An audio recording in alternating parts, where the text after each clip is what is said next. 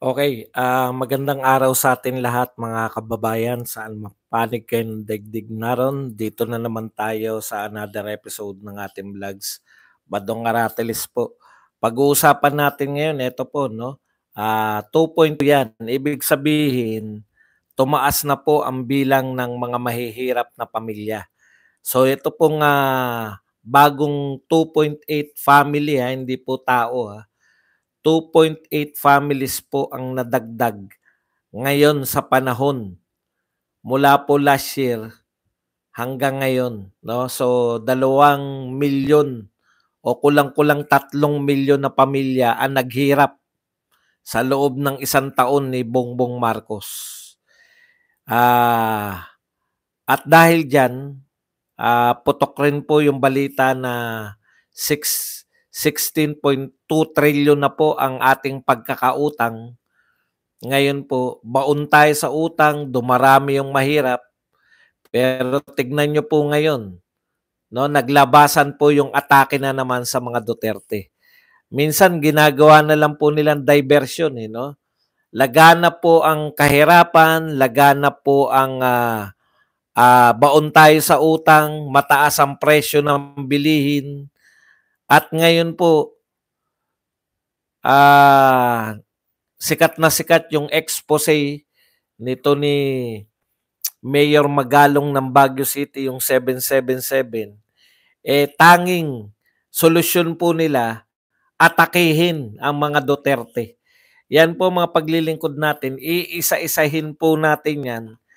Pero bago yan, kung bago ka pa lang dito sa ating channel, mag-subscribe ka na. Ayan na naman sila. Hayaan nyo lang sila. Previous daw yun. Talagang no, paniwalang-paniwala ko. Kala ko sa TikTok lang. Hindi po ako makapag-live sa TikTok dahil puno na raw yung aking telepono. Okay, yan po mga pag-uusapan natin. Pero bago yan, kung bago ka pa lang dito sa ating channel, mag-subscribe ka na. Dahil ito lang ang tayong channel na may kinikilingan, may pinapanigan, una sa balita, huli sa impormasyon, kaya ano pang iniintay nyo? Pindot na, okay. Kaugnay po niyan, no? Pumalag din po pala si Maria Ressa. Dahil dito po sa mawawalan po sila ng pagkakakitaan, prinomote yung sarili na tagapagbantay ng demokrasya. Mga fact-checker po sila kasama tong Vera Files. Malapit na po mawalan ng hanap buhay, no? Itong si Maria Ressa. Hindi naman kumikita yung Rappler niya. Wala naman nanonood, wala naman gano'n nagbabasa sa Rappler niyan. Ang kita niyan mga fact-checker di ba? At saka siyempre sa iba pa. Hindi natin alam kung ano yung iba pa.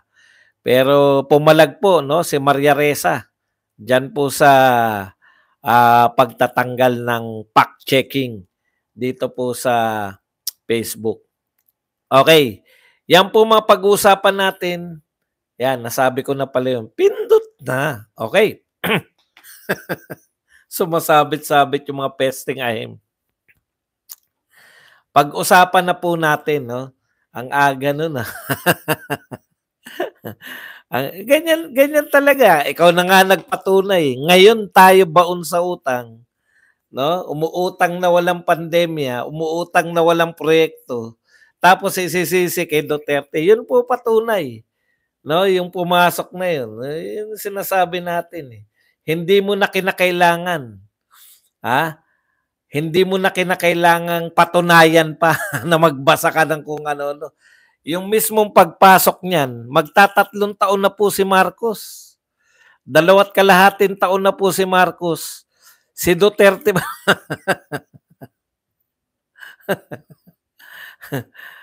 Sagutin lang po natin, no? Alam po ninyo, alam po ni Marcos na may utang.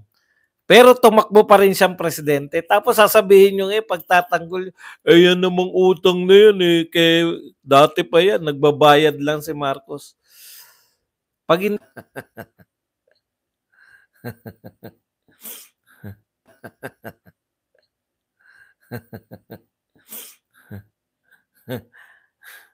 Naku, ang dami pala natin pag-usapan kung ano na lang po, ha. Ito po, unahin na natin 'to 'no.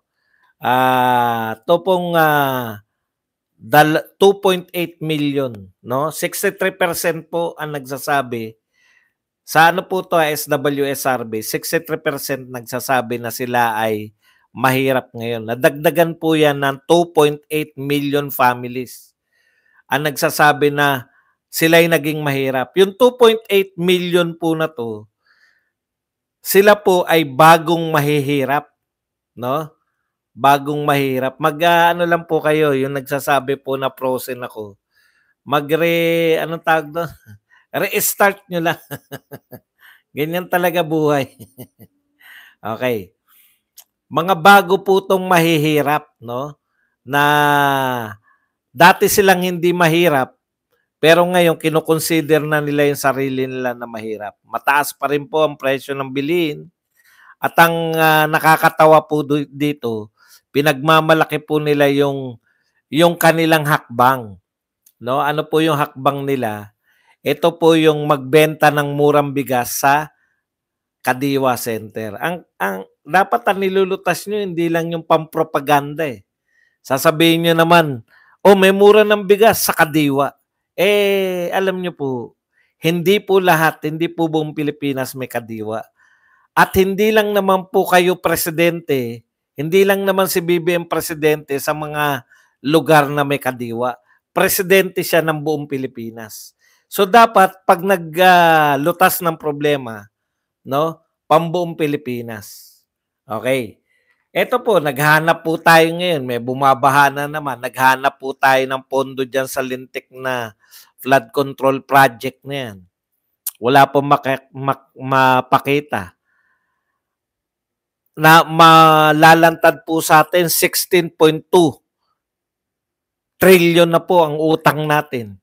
Iniwan po ni Duterte yan, 12 point something lang. 12 trillion lang mahigit eh. Ibig sabihin, ang laki na po na naidagdag ni Marcos sa utang ng Pilipinas. Kaya po kung sasabihin nyo na Duterte pa rin, wala pong sumita kay Duterte ng utang nung panahon niya. Bakit? Meron pong build eh. May nakikita pong proyekto eh. Kaya po nasisita yung idol ninyo. Wala namang nakikita kaming malalaking proyekto. Ikalawa, si Duterte, nagkautang-utang, may pandemya tayo. Imaginein po ninyo may pandemya, nagbenta ba ng ginto si Tatay Digong?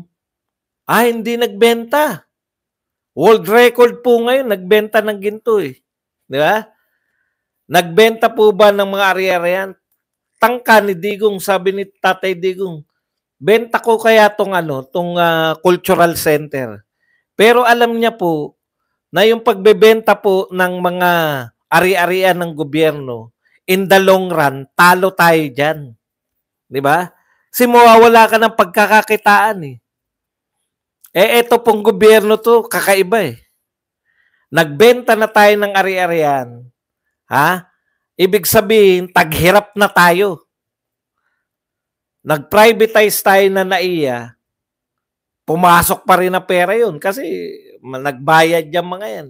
Nagbenta tayo ng mga lupain, nagbenta tayo ng pag-aari natin, pasok pa rin yan sa atin. Nagbenta tayo ng ginto, pasok pa rin yan. Tinaasan ni Recto lahat ng mga koleksyon sa controlled corporation. Taas pa rin po ng pumasok pa rin sa pamahalaan yan. Despite po ng lahat ng pumasok na daan-daang bilyon, kasama na po yung 60 billion buhat po rito sa PhilHealth, yung 117 billion buhat po sa PDIC, no? Ang dami po, daan-daang bilyon po ang pumasok. Diniklara nga ni Recto na tumaas ang kita natin sa non-tax. Ang dami pong perang pumasok sa Pilipinas despite po ng mga binentang ginto, binentang ari-arian, privatization ng NAIA, nakuha pa rin po nating mangutang ng napakalaki. Siyempre issue po sa lahat yan dahil tayo magbabayad niyan eh.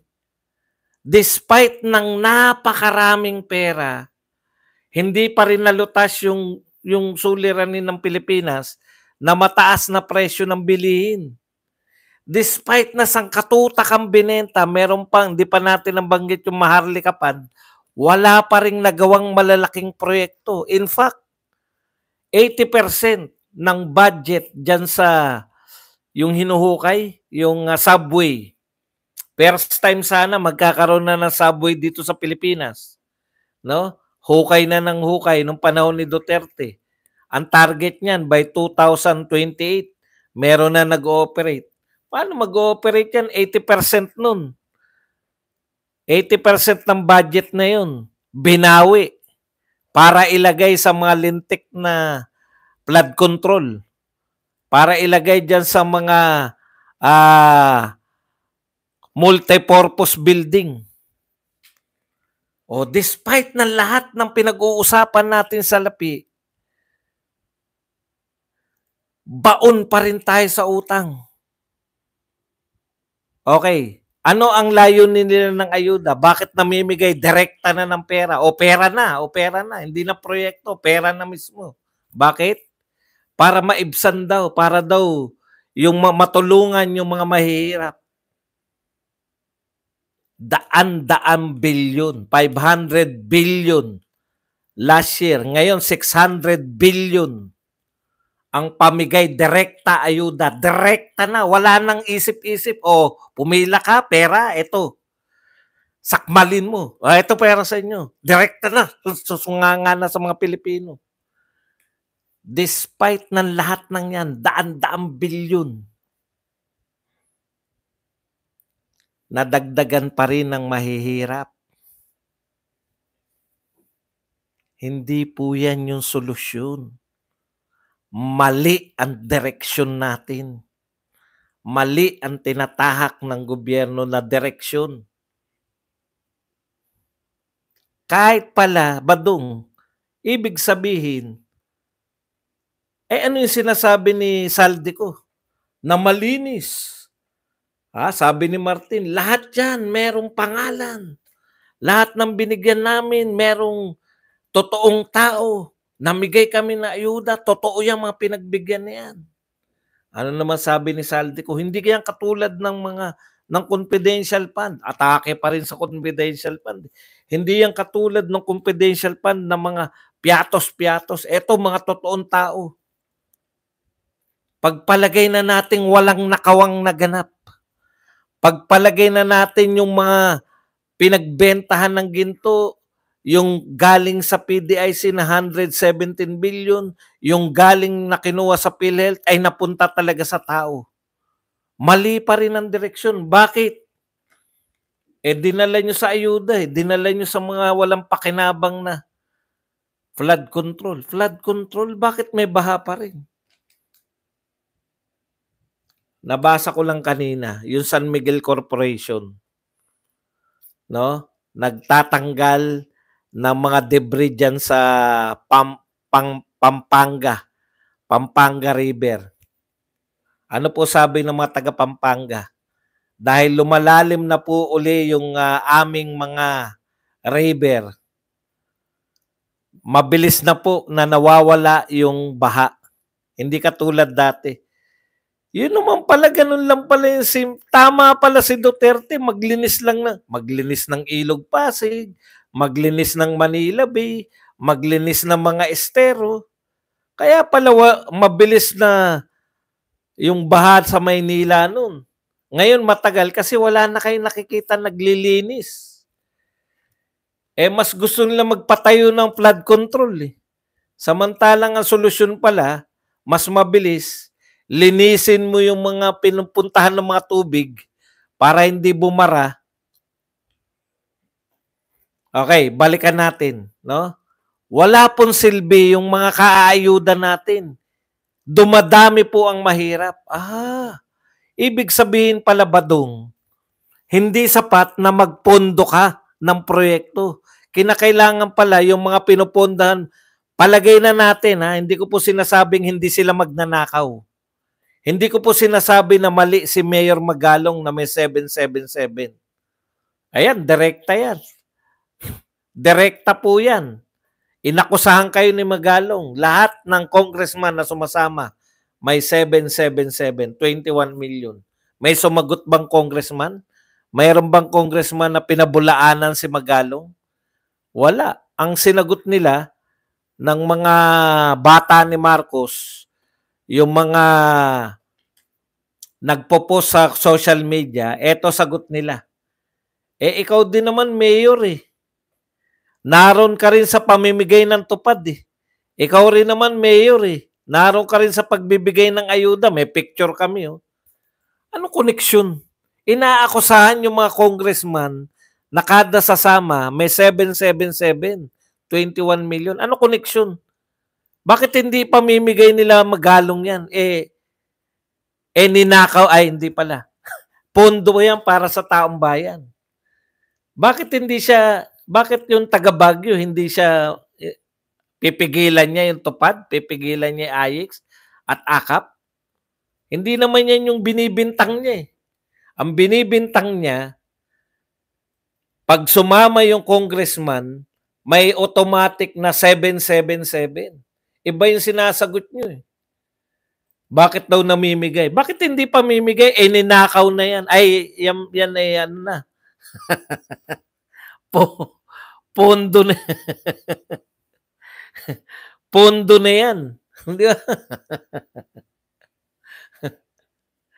Pinondo na para sa taga Baguio. Bakit hindi niya ipapamigay sa mga taga Baguio? Okay. Punta po tayo rito. No? Dalawang 2.8 million po ang bagong nadagdag. Baon tayo sa utang. Ngayon po, umatake po. No?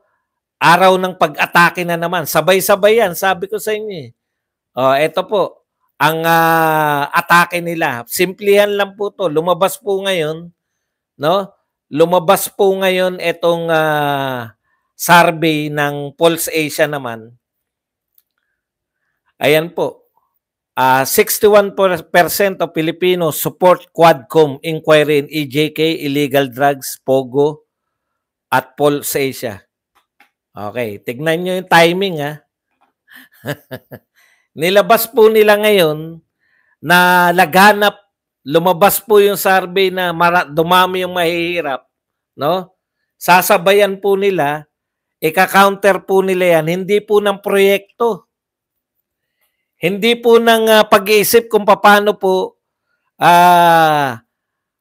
maiibsan yung kahirapan, paano po mawawala ang kahirapan. Hindi po. Sasabayan po nila yan ng ilalabas nila yung survey. 61% daw ng mga Pilipino ay sumusuporta sa Quadcom. Yun na nga eh. Di ba? Palagay na natin tama kayo. Na sinusuportahan nila yung resulta, yung investigasyon sa Quadcom. Ibig ba sabihin na lutas nyo yung problema? Hindi nyo naman nilulutas yung problema eh. Nililibang nyo lang yung mga tao. Ang sarap kaya manood ng Quadcom. Biruin mo kung ano-anong akusasyon yung maririnig ninyo. Tapos inaabangan nyo na, yan na, nagsalita na.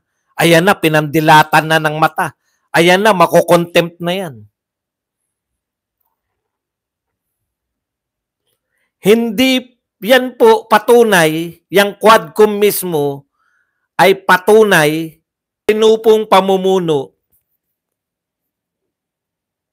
Ang gagawin na po dyan, gagawa na sila ng paraan. Yung Kongreso, pag-iisipan na, paano tayo hindi umubra yung mga pamimigay natin ng ayuda. Paano gagawin natin? Ano po ginawa nila? Ipinagmalaki na gusto daw ng Pilipino. Siyempre, natural, tinanong mo eh. Tanungin nyo kaya sila, gusto nyo ba yung kalagayan nyo na naghihirap kayo ngayon? Ano kaya isasagot nila? Ayaw namin. Sa survey, kung ano tinanong, yun lang po ang isasagot. Tinanong nyo yan, 61%. Ang tinanong nyo, gusto nyo ba yung Yang iniimbestigahan tong Pogo, AJK, illegal drugs. Natural sabihin ng tao, gusto namin yan. Gusto namin makita yung katotohanan. Eh.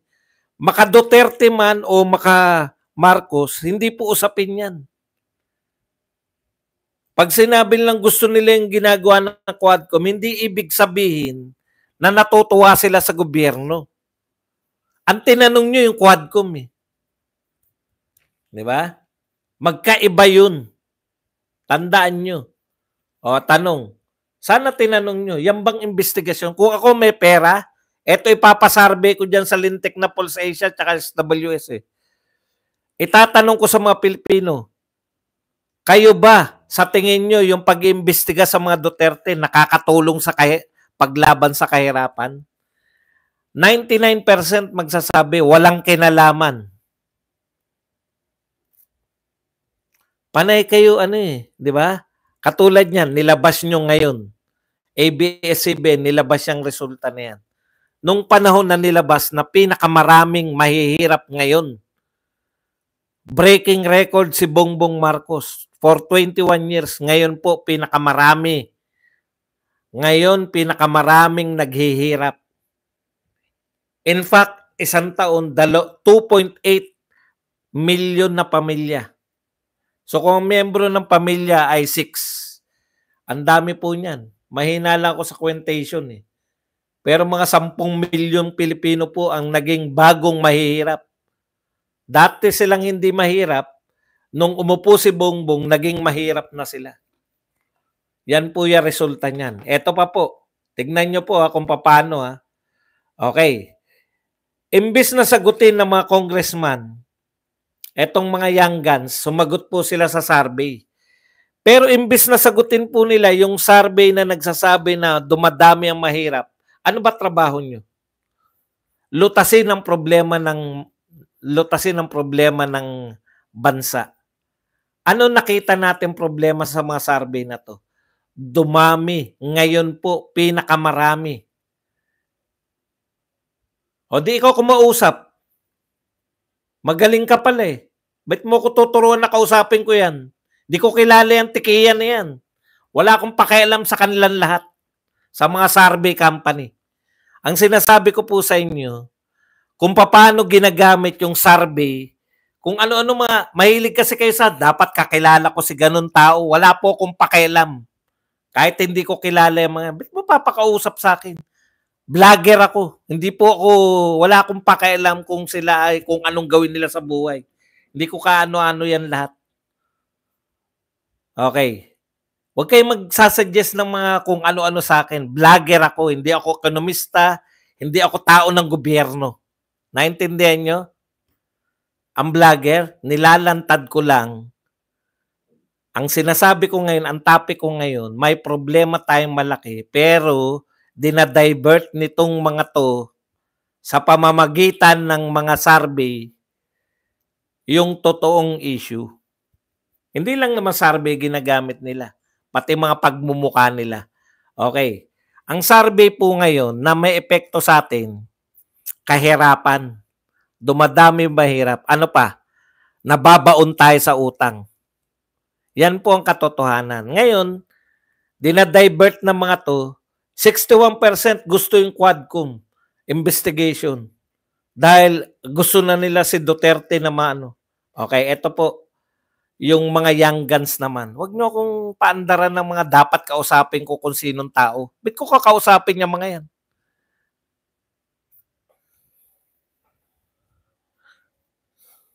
Anong silbi niya? Kausapin ko si Tequia. No ngayon? Hindi porkit ako Duterte, no? At mukha siyang Duterte, dapat magkapareho na kami na iniisip. Iba-iba po yung Duterte. May independent po kaming mag-isip. Naintindihan nyo? Ma-independent po kami. Yan si Marley. Oh, hindi po yan. Hindi po lahat ng mga Duterte vloggers pare-pareho mag-isip.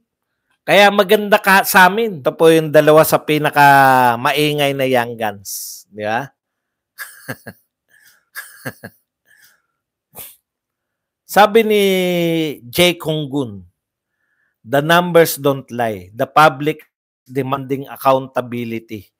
And this survey reflects their growing frustration over the glaring irregularities surrounding the Vice President's action. The public expects us to ensure that no one is above the law no matter how powerful they may be. Okay, ito po yung reaction nila. Nag-react po sila sa survey na 41% ng mga Pilipino ay gustong ma-impeach si VP Sara. Hindi po sila nag-react sa survey na 63% ng Pilipino ay nagsasabing mahirap sila. Ibig sabihin, mas concerned sila sa mga Duterte kaysa sa tunay na problema. Tanong, yung 41% ba majority yan ng Pilipino? Hindi, di ba? So, ibig sabihin, pwede natin makonclude na hindi majority ng Pilipino ay hindi pabor dyan sa impeachment. Kasi kung pabor sila, opo, pabor ako dyan. 41% lang eh. 35% hindi pabor. 10% alanganin. Mga bakla pa. Alanganin eh. Hindi na po alam yung joke na yun kasi dati alanganin yung mga bading. Sa madaling salita, ang concern ni Jay Kunggun, kahit magkahirap-hirap na ang Pilipinas, ang concern niya, yung survey tungkol kay Sara Duterte. Ganyan po mag-isip ang ating mga congressman. Okay, eto pa si Paulo Ortega. This is about accountability. Pareho sila, no? Accountability, accountability. Bakit kaya pare-pareho sila na sinasabi? Alam niya na. This is about accountability. The evidence against the Vice President is glaring. From the misuse of confidential funds to pattern of governance are riddled with questions. Filipinos are watching. They are sending a clear message that leadership should be built on trust, not entitlement. It is now up to Congress to respond to their call for accountability. 'Di ba? Panay accountability, tapos dinidiin nila si VP Sara. Ang gusto nilang palabasin, gusto ng mga tao na ma-impeach si VP Sara. Pero binulag niyo yung sarili niyo, 41% lang yan eh. Yung nagsasabi na ma-impeach si VP Sara eh. 63% ng Pilipino nagsasabi mahirap kami, naghihirap kami. 2.8 million na pamilya ang hindi kami mahirap dati. Naghirap na kami dahil kay Marcos. Hindi nyo nakikita ang problema yon? Hindi nyo nakikita ang problema yon, mga young guns? Ang nakikita nyo pa rin, pagkakataon na to, yung timing nila, no? Yung timing nila ng birahin yung mga Duterte ngayon. Yung timing ng ABS-CBN na ilabas yung Pulse Asia survey na gusto ng mga Pilipino yung Quadcom. Bakit hindi nyo kaya isurvey kayo ABS-CBN, kayong GMA7, at lahat ng media? Mag-survey kayo, may pera kayo eh. Kung ako may pera lang, isa lang yung tatanong ko eh. Gusto nyo ba yung pagtugon ng gobyerno ngayon? Kahirapan ang tugon nila. Gusto nyo ba na ang tugon ng gobyerno sa kahirapan ay investigasyon sa mga Duterte? Yun yung problema eh. Ngayon, sabi ko, pinagpapauna ko, wala akong pera. Di ba? Ngayon, may nag-suggest, kausapin ko daw si Tikia. Alam nyo po, survey company yan. Mga yan. Kumikita sila pag nagpa-survey ka, hindi po nadadaan sa kausap yung mga yan. No? Nagbabayad po yung mga nagpapasurvey. Ang tanong po sa survey, galing po yan sa mga nagbabayad sa survey. Kaya po yung tanong na yan, gusto ko nga makita kung ano tinanong nila, bakit maraming tao eh. Bakit mas gusto ng mga tao na ma-impeach si VP Sara? 'Di ba? Okay. Regardless, ako game na ako eh. Simple lang sasabihin ko sa inyo, angal kayo ng angal ng gobyerno natin, walang ginagawa sa kahirapan. Pero pabor kayo na ma-impeach si VP Sara. Pag na-impeach si VP Sara, hindi na siya mananalong presidente dahil na-impeach siya. Doon kayo pabor? Pabor pala kayo na manatili itong gobyerno na to. Manatili ito ngayon. Yun ba ang gusto nyo? Ganitong uri ng pamumuno? Ayuda na lang na ayuda? Yan po. Yung ayuda hindi po yan nakakatulong.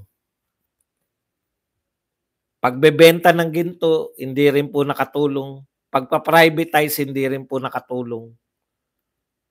So mali po yung direksyon ng Pilipinas, pero okay lang sa inyo dahil ayon sa inyo. Okay lang ma-impeach si VP Sara eh.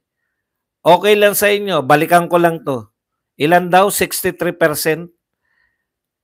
Teka lang, baka mali ako eh. Mahirap na ma-fact check. 61% na nagsabi na okay sa kanila yung sa survey ng Pulse Asia. Papaalala ko lang po sa ABS-CBN.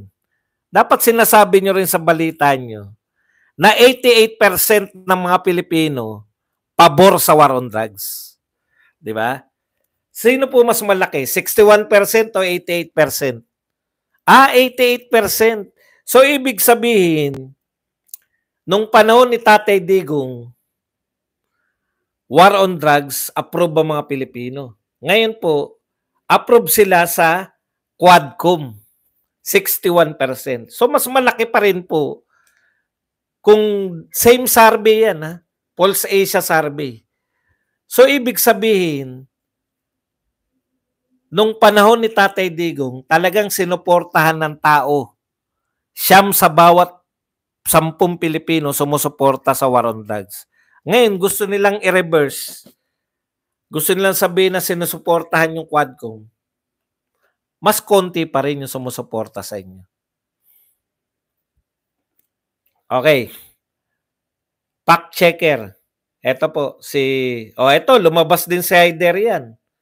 Ang sinasabi ni Hayderian, mas importante daw yung pag-imbestiga sa confidential fund ng mga Duterte kaysa dyan sa mga ibang usapin. Utot mo. Alam mo, Hayderian, no? Kaya ka, napuna mo ba hindi ka na iniimbitahan maski ng mainstream media? Kasi pati mga mainstream media hindi na naniniwala sa mga talkies mo. Di ba? Paano mo masasabi na mas importante na i-persecute yung mga Duterte ngayon dahil sa confidential fund kaysa sa mga usapin ngayon? Bilyonan, daang bilyon yung pinag-uusapan, Hayderian. Baka miyembro ka rin ng mga... Okay. Dito po tayo, panghuli po natin balita. Ito pong Rappler, no? Pumalag po ton si Maria Ressa. Alam niyo po kasi, yung Facebook at saka tong Rappler, saka tong Vera Files po saka si Maria Ressa ng netong Rappler, sila po yung fact checker po sila ng Facebook. Kaya po nagka-leche-leche po yung Facebook, yung mga post natin sa Facebook. Magtataka po kayo, parang tinanggap na lang natin no? Parang sinasabi na lang natin yung Facebook kasi wala talagang kalaban sila Maria Ressa. Alam na natin sila Maria Ressa yan. Alam natin sila Vera Files yan. No? Yung mga fact checker na yan. Pero parang wala tayong magagawa. Total, ang isip naman natin, total may iba pa namang social media. Nariyan pa rin yung X. Nariyan pa rin tong ngayon, nagdadadakdak na naman to, US citizen pa pala to si Maria Ressa. Yan yung problema no? Pag yung mga US citizen nagsasalita para sa Pilipinas, hindi po dapat paniwalaan. Halimbawa po, Chinese citizen magsasalita na para sa Pilipinas. Dapat bang pagtiwalaan? Same. Same with US citizen na nagsasalita para sa Pilipinas. Anong pakialam nyo? Yung pagiging, kung dual citizen man yan, masaktan na si Sylvester Tulfo. Totoo po yun eh. Hindi porket baka Amerikano karamihan sa atin, tatanggapin natin na US citizen, okay lang kayo na tumakbo ng mga matataas na tungkulin, okay lang kayo na magsalita kayo para sa mga Pilipinas. 'Di ba? Hindi po obra. Pag mga dual citizen, alanganin nga kayo eh. Hindi nga nyo ma-check sa sarili nyo kung kanino yung inyong loyalty. Yun pa lang eh. Pagdududahan na kayo eh. Anong karapatan ninyo na magsalita para sa Pilipinas? Hindi ko po minamaliit yung mga naging dual citizen. Siyempre, pangarap naman, marami pong Pilipino, pangarap talaga yan, magkaroon ng green card. Hindi ko po kayo kinakantsawan kayo mga US citizen. No? Kasi iba yun sa inyo eh. Yun sa inyo, para sa pamilya yung ginawa nyo.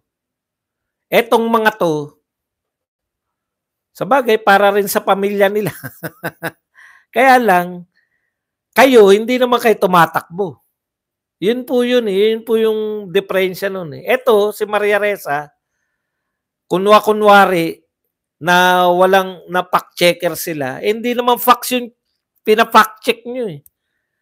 Si Mark Zuckerberg na mismo, yung may-ari na ng Facebook at Meta, ang nagsabi, at Instagram, ang nagsabi na maraming pagkakamali yung mga fact checker. O, di ba? O, bakit? Di ba pag minsan humihirit kayo, halimbawa na-suspend, sa inyo wag tayong mag-usap ng mga ibang karanasan. Yung mga naranasan nyo, isosuspend kayo dahil nag-post kayo ng mga pro-Duterte, isosuspend kayo, nag-post kayo ng mga anti-government. Sino si Maria Ressa? At sino si Vera Files para sila magpasya ng mga tama at maling post? Yun yung sumobra sila eh. Bakit nyo nasabi na pag anti-Duterte, okay lang. Pero pag pro-Duterte ang pinopost, mali.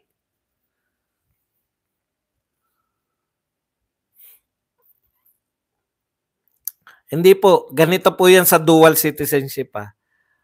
Sa government po talaga, hindi po katanggap-tanggap yung dual citizen ka. Di ba? Kayo naman po, hindi naman kayo yung mga nagtatrabaho. Siyempre, mas conveniente sa kanila yung maging US citizen sila kasi dyan sila nakabase sa Amerika. Ngayon, nung may chance sila na maging Filipino ulit, marami kong kilala mga sportsman eh. Naging Pilipino ulit, nag-apply sila para dual citizen. Ibig sabihin, hindi nila tinatakwil yung pagka-Pilipino nila. Di ba ang ganda? Eto po mga to hindi eh. Sa convenience nila eh. Para maka-atake sila. Umaatake ka, Maria Ressa eh. Ngayon lang ako nakakita ng mga fact-checker na hindi facts yung pina-fact check kung hindi opinion. Ilang beses ako na fact check na mga yan eh. Mali daw yung sinabi ko. Wala pong maling opinion. Ang fact checker, facts lang dapat. Halimbawa, pina-fact check nyo, naganap ba yan? Si Enrile na lang nga eh. Tignan nyo nga si Enrile ah. Si Enrile po, hindi po natin kakampi si Enrile. Kakampi po ni Marcos yan. Pero pinakamagandang halimbawa na mali yung mga fact-checker nila. Paano mo kukwestiyonin yung mga facts ni Enrile? Siya nagpatupad ng martial law. Siya po yung kanang kamay ni Marcos Sr. sa pagpapatupad ng martial law. Tapos, pinact-check siya nitong mga fact-checker ng Facebook. Katarantado.